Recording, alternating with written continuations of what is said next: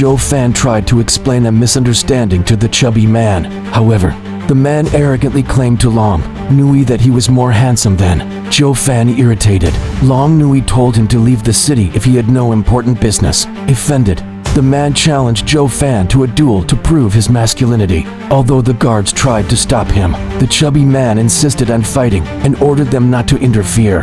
Zhou Fan accepted the challenge and reassured Long Nui, saying the man wasn't entirely bad. On their way to the duel location, Zhou Fan teased him by joking that he might have set a trap, which instantly made the chubby man alert. Amid the argument, the man suddenly launched a surprise attack. Zhou Fan was caught off guard but laughed it off, finding the man amusing. Then Zhou Fan had an idea. He tricked the man by saying that Long Nui was changing clothes. When the man turned around, Zhou Fan took the chance to strike, sending him flying. Zhou Fan's mission was now accomplished. The man was angry, accusing Zhou Fan of using tricks and even violating Long Nui. But once he realized it was his own mistake, he attacked seriously. Zhou Fan, however, easily countered his moves, shocking him. Secretly, Long Nui began to admire Zhou Fan. After Zhou Fan declared that the man's attack lacked real intent to harm, the chubby man admitted defeat. Zhou Fan helped him up. Just as they were about to part ways, Zhou Fan saved the man from a sudden ambush. A group of enemies appeared, targeting the chubby man. Realizing the danger, the man pleaded with Zhou Fan and Long Nui not to get involved, but the enemies declared they would kill everyone present. Zhou Fan stepped forward, claiming the man was under his protection.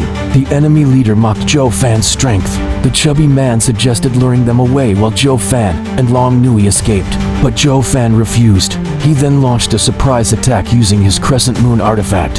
One of the enemies was killed instantly, shocking everyone.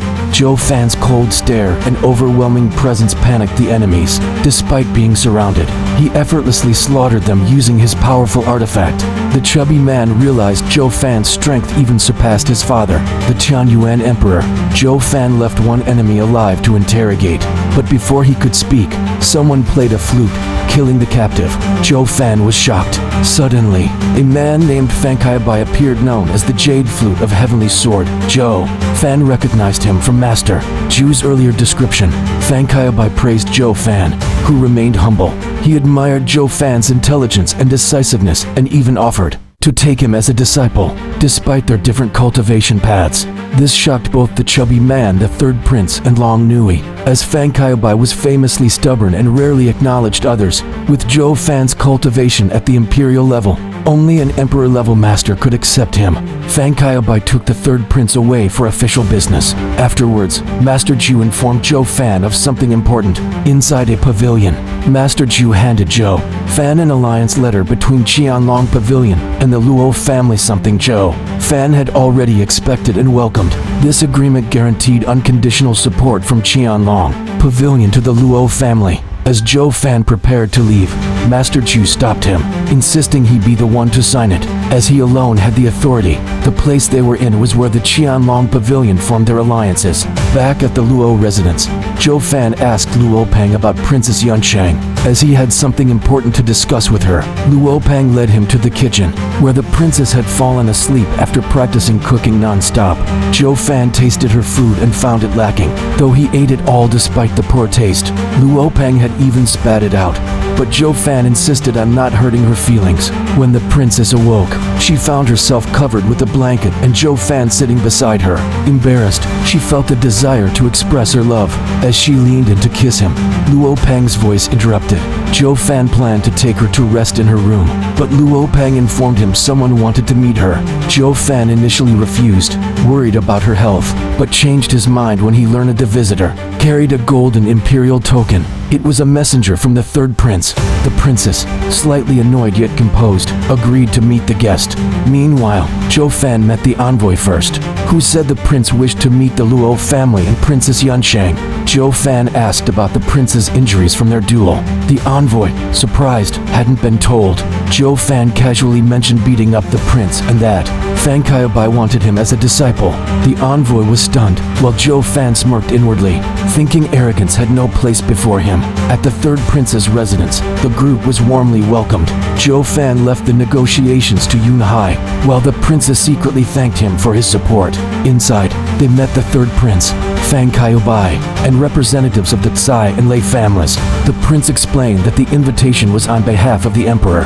The three families had a hidden pact called the Mingju Secret Order, which bound them to the empire. They were on par with the 7 imperial families, and had once been founders of the empire. The prince revealed that these 3 families were meant to serve as hidden counterweights, reactivated only if power struggles broke out among the main factions. Zhou Fan raised an important question. How could the 8th imperial family rise without causing chaos? The prince explained that their martial arts had been confiscated by Emperor Taizu, but he possessed a special jade slip that could combine their techniques into a superior one called Zhuanji. When asked to present their martial arts, the Tsai and Lei families admitted theirs were lost to Yuming Valley, infuriating the prince. One representative even dared to ask for the Yuanji technique, making the prince angrier. Zhou Fan then stepped in, presenting jade slips he had retrieved from Yuming Valley. The prince praised him for fulfilling a task even a king might struggle with. Zhou Fan said he only did it for the Luo family. The prince then revealed that 2 of the 3 families had to relinquish their rights to Zhuanji, supporting the one most qualified. This sparked fierce arguments between the Tsai and Lei families. The princes felt frustrated they ignored the Luo family. Finally, Prince Yunhai declared that the Luo family was the rightful heir. A Tsai family representative mocked the Luo family's weakness, but Yunhai countered that they had Zhou Fan, who was worth more than any amount of wealth or power. Doubters were silenced when Zhou Fan revealed the alliance with Qianlong Pavilion, one of the 7 imperial families, shocking everyone. He declared that even without the imperial decree, the Luo family would surpass the other families through its own strength. The prince announced the Luo family would lead the 3 and that the other 2 must support them. All agreed. After the meeting, the prince asked Zhou Fan to stay for a private talk. He took Zhou Fan to a secluded place and declared a brotherhood oath. Zhou Fan, though surprised, accepted, understanding the strategic benefits. The prince, delighted, even offered his sister Long Nui to Zhou Fan, who denied any special relationship with her. Zhou Fan then asked about the secret pearl order. The prince didn't know the full details, only his mission. But when Zhou Fan mentioned that Yuming Valley might know of the order, the prince was stunned. Zhou Fan suspected not only the mission was leaked, but also the contents. As Zhou Fan departed, the prince silently acknowledged how dangerous and brilliant Zhou Fan was. Suddenly, Fang Kaiobai appeared and commented that Zhou Fan reminded him of Zhuge Fang, the prime minister of the Tianyu Empire, startling the prince.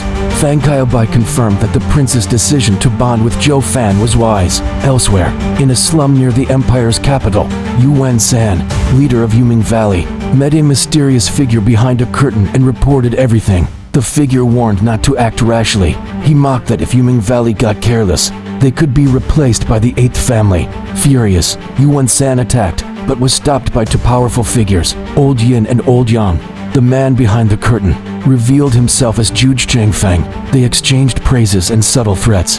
Zhuge downplayed his influence, saying the emperor was the true genius. He warned Yuan San that if he stepped out of line, the emperor himself might intervene. Alone, Zhuge pondered the true nature of the secret pearl order. Meanwhile, Zhou Fan was at Blackwind Mountain, harvesting mutated snow silkworms. He had bred now evolved into a new species he named blood hantenworms. He returned to the Luo family residence and invited Princess Yunsheng into a private room. She misunderstood at first, but Zhou Fan explained he would leave for a long time to secure the Luo family's future and recruit strong protectors. He gave her a high-level protective array formula for Blackwind Mountain, which she must keep secret.